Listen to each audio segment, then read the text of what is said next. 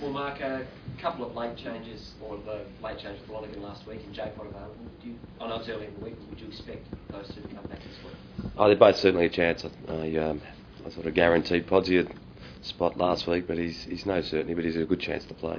And just got to wait until match committee before we pick this team.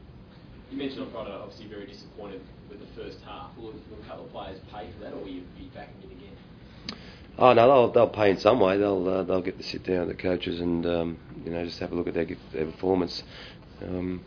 We can't get to a big game, a final, and have so many of our players play like they did in the first half on Friday night, and that's just a given, really. It's very unusual for you guys. Obviously in big games over the last few years, you've been so good.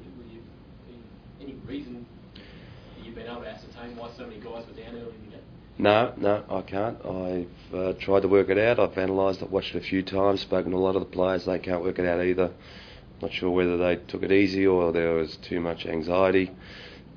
All I know is that you can't jump inside their heads, and we can't actually do anything for them. It's up to them to get the best out of themselves. And the Geelong Footy Club really requires them to have a fantastic start in the weekend.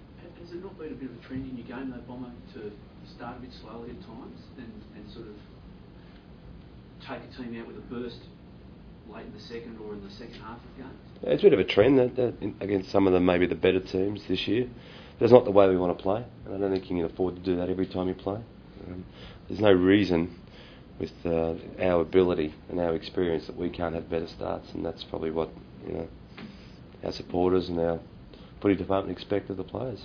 Great teams often, or teams that have had a lot of success often fall into a habit of relying on a quarter or a quarter and a half to beat teams. You sense that with all the success that you've had, that there's a little bit of that in it? Oh, there might be, but that's not what we're expecting. That's not what we're not going to accept that. Ultimately, if players don't get the best out of themselves early in games, then if someone else is prepared to put their hand up, we'll play them. Mark, it was obviously a very emotional finish to the game on Friday night, and the decision on the media was one that polarised football fans, coaches, everyone alike. Do you look back and what have they been saying? Is it right or wrong? Well, it's 50-50. 50-50. Yeah. The free kick was probably there.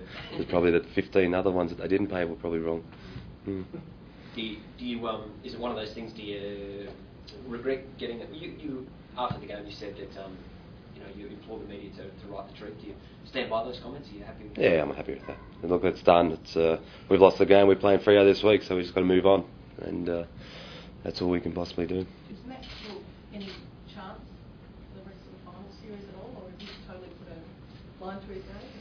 No, I think the way Maxi played, if we had have had him there Friday night, he would have got quite angry in the first quarter and at least smashed a few bodies and done something. So he's not completely out of the question, although he's saying that he probably won't play this week. But we haven't given up hope yet. And just back on that decision that Tom was talking about, that one controversial one, Cam Mooney's comments to the umpire.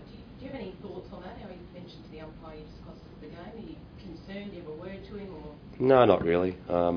Look, there's some things on a footy field that are theatre and that are worth listening to and part of the game. And if people get sensitive about those sorts of comments, then they're really kidding themselves. Yeah. I hope we don't get a please explain.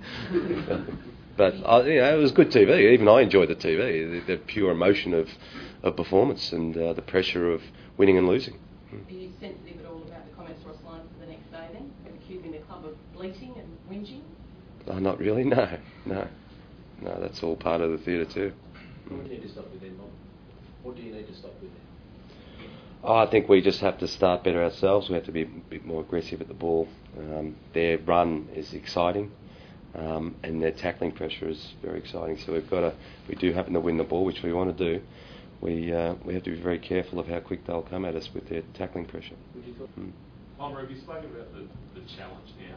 And obviously it's a new challenge, whereas in the previous 3 years you've obviously taken the direct route. Yeah. What's exciting by that? I don't know whether they're excited. It's just the cards that we have to play with because of the ones we've been dealt. But I think that generally we haven't been that comfortable with the bye. So the